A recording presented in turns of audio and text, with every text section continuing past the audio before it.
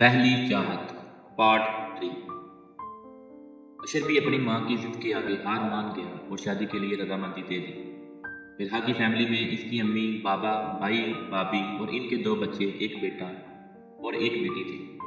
مرحا کے والد کا 2 سال پہلے انتقال ہو چکا تھا، مگر مرنے سے پہلے انہوں نے اپنی بیوی سے وعدہ لیا تھا کہ وہ مرحا کی شادی اشر سے ہی کریں گی، کیونکہ وہ زبان دے چکے تھے اور انہوں نے اپنے شوہر کو یقین دلایا تھا کہ وہ ان کی دی ہوئی زبان کی لاج رکھیں گی، اور اپنے شوہر کے اس دنیا سے چلے جانے کے باوجود بھی انہوں نے مرحا کا رشتہ اشر سے کر کے اپنے شوہر سے کیا وعدہ نبھایا تھا۔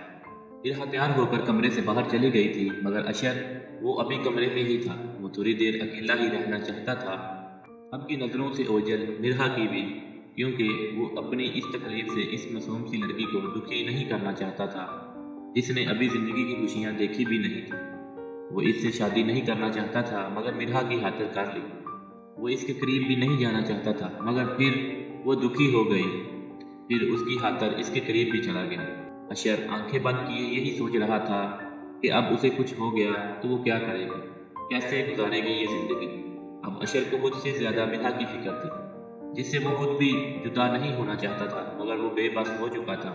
وہ بہت پچھتا رہا تھا کہ جب اس کے سر میں درد ہوتا تو وہ نظر انداز کر دیتا، عام سر درد سمجھ کر۔ تقریباً 2 مہینے اسی غلط فہمی میں گزر گئے۔ جب ڈاکٹر کو بتایا اور کچھ ٹیسٹ اور سی ٹی اسکین کروایا تو پتہ چلا کہ اس کا برین ٹیومر کافی پھیل چکا تھا، اور ڈاکٹر نے اسے صاف الفاظ میں بتا دیا تھا کہ اشر کے بچنے کے چانسز بہت کم تھے، اور اسی وجہ سے وہ خود بھی کمزور پڑتا جا رہا تھا۔ مرحا جیسے ہی لانچ میں آئی، بی جان سامنے صوفے پر بیٹھی تھی۔ اسے دیکھ کر اپنی جگہ سے اٹھ گئی، اس کا ماتھا چوما اور پھر اسے گلے لگایا۔ کیسی ہو میری جان؟ وہ اس کے چہرے کو اپنے ہاتھوں میں لیے اس سے پوچھنے لگی، میں ٹھیک ہوں، آپ کیسی ہیں؟ اور آپ میرے لیے اپنی جگہ سے کیوں اٹھی؟ مجھے اچھا نہیں لگتا۔ مرحا جانتی تھی کہ اس کی ساس اس سے بہت محبت کرتی ہے، مگر پھر بھی انہیں اپنے لیے اس طرح کھڑے ہوتے دیکھ کر وہ شرمندہ سی ہو گئی۔ میری بیٹی ہوتی تو اس سے بھی اتنا ہی پیار کرتی جتنا کہ تم سے کرتی ہوں۔ پتہ ہے جب تم 5 سال کی تھی نا تو میں تمہارے گھر گئی اور تم آ کر میرے پاس بیٹھی، مجھے سلام کیا اور میرے ہاتھوں کو چوم دی۔ اسی وقت بس تم مجھے بہت اچھی لگی اور میں نے اسی دن تمہارے پاپا سے تمہارا ہاتھ اشر کے لیے مانگ لیا۔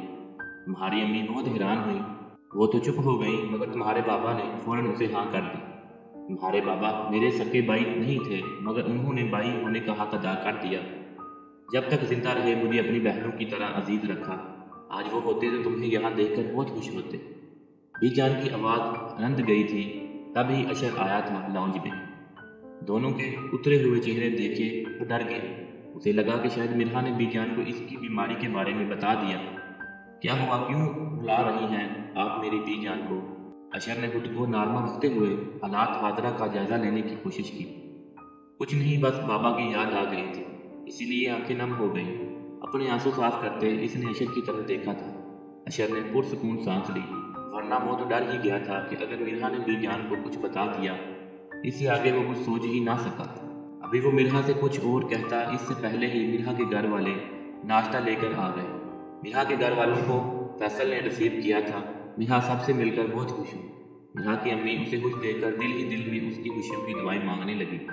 بھائی نے بھی سر پر ہاتھ رکھ کے اسے دعائیں دی تھی۔ اس کی بھابھی نے اسے گلے لگاتے ہوئے کان میں سرگوشی کی تھی، اور مرحا کی کان کی لوئی تک سرخ ہو گئی تھی۔ وہ نظریں جھکا گئی تھی، اتنے میں فریال بھابھی بھی آ گئی۔ وہ مرحا کے آنے سے پہلے ہی اپنے کمرے میں گئی تھی اپنے بیٹے کو جگانے، اور آپ بیٹی کو گود میں لیے جب لاؤنج میں آئی تو ان کا بیٹا ارحم فوراً سے اپنی ماں کی گود سے اتر کر اشر کے پاس چلا گیا۔ اشر نے بھی اسے گود میں اٹھا لیا تھا، کیونکہ اشر کی اپنے بھتیجے ارحم سے بہت بنتی تھی، اور وہ دونوں ہی ایک دوسرے کے بغیر نہیں رہتے تھے۔ فریال سب سے ملی، پھر مرحا کو گلے لگایا۔ یوں تو مرحا کو دیکھ کر بہت خوشی کا اظہار کیا، مگر دل ہی دل میں جل رہی تھی اسے خوش دیکھ کر۔ سب نے مل کر ناشتہ کیا تھا۔ مرحا اور اشر ویسے تو بہت پریشان تھے، مگر سب کے ساتھ بیٹھ کر کچھ دیر کے لیے وہ اپنا غم بھول گئے تھے۔ اب بتا دیں مرحا کو کب لے جائیں ہم؟ ہمارے ہاں تو لڑکی کو شادی کے اگلے دن لے جاتے ہیں، اگر آپ مناسب سمجھیں تو پھر شام میں واپس آ جائے گی۔ مرحا کی امی نے افشاں بیگم سے پوچھا تو وہ اشر کی طرف دیکھنے لگی۔ جی مجھے تو کوئی اعتراض نہیں، آپ اشر سے پوچھ لیں۔ جی بالکل لے جائیے، آپ کی بیٹی ہے، آپ کا حق ہے اس میں۔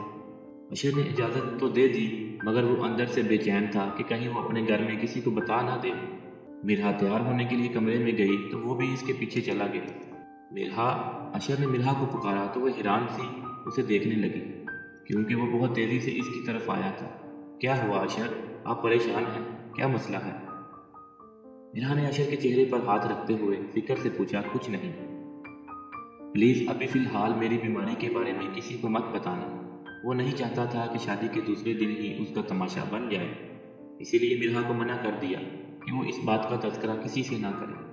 आपकी इजाज़त के बगैर कैसे किसी को बता सकते हैं?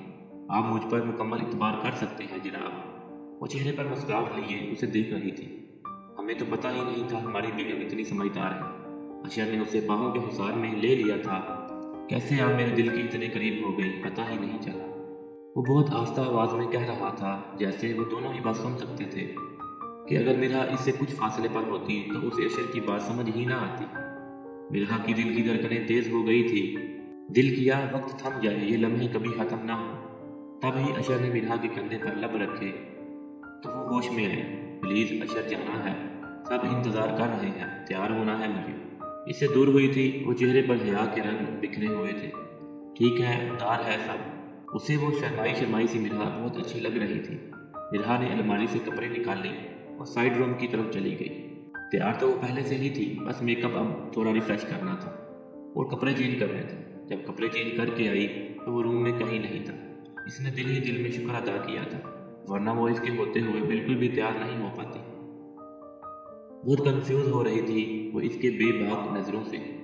मिरहा अपने घर वालों के साथ चली गई थी और अब अशर लाउंज में आया तो इसका भतीजा कुछ नाराज नवाज सा सोफे पर बैठा था। अशर ने ध्यान ही नहीं दिया अपने भतीजे पर कि वो इससे नाराज था। तब ही बीजान ने उसे मुखातब किया था, फिर कब लेने जाओगे उसे? आप बता दें कब जाऊं? उसे कुछ समझ ना आई तो बीजान से ही पूछ लिया। शाम में चले जाना, वो कुछ सोचते हुए बोली।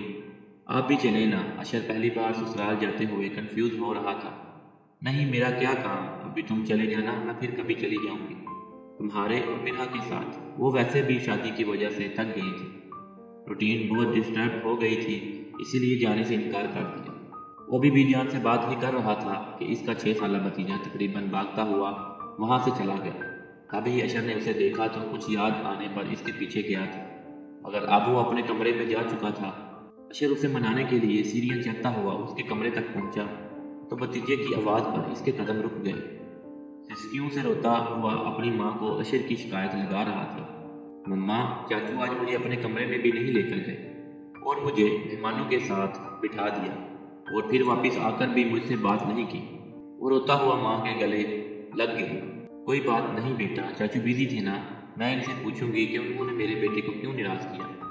वो अब अपने बेटे के आंसू साफ करते उसे तसल्ली दे रही थी कि दरवाज़ा नॉक हुआ और अशर ने आकर फौरन से अपने भतीजे अरहम को कंधे पर उठाया और कमरे से ले गया। अरहम सख्त नाराज था तो अशर की कमर पर खूब मुक्के बरसाए।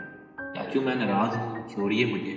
मगर अशर पर इन नाजुक मुक्कों का कहाँ असर होना था, लिहाजा उसे सोफे पर लाकर ही छोड़ा, जहाँ सोफे की दूसरी साइड पर बीजान बैठी इन दोनों की जंग होते देखकर मुस्कुरा रही थी। अरहम और अशर की आपस में बहुत दोस्ती थी। वो कभी भी अरहम की बातों का बुरा नहीं मनाता था। अक्सर जब अरहम को अशर पर गुस्सा आ जाता तो वो इसके बाल पकड़कर अशर पर अपना गुस्सा निकालता और अशर सिर्फ हंस दिया करता था अपने भतीजे की इन हरकतों पर। आगे की कहानी अगली वीडियो में सुनिए। उर्दू जोन को सब्सक्राइब करना मत भूलें, वीडियो को लाइक करें, शेयर करें और कमेंट सेक्शन में अपनी राय का इजहार ज़रूर कीजिए। अपना रखिएगा बहुत सारा ख्याल और मिलते हैं नेक्स्ट वीडियो में।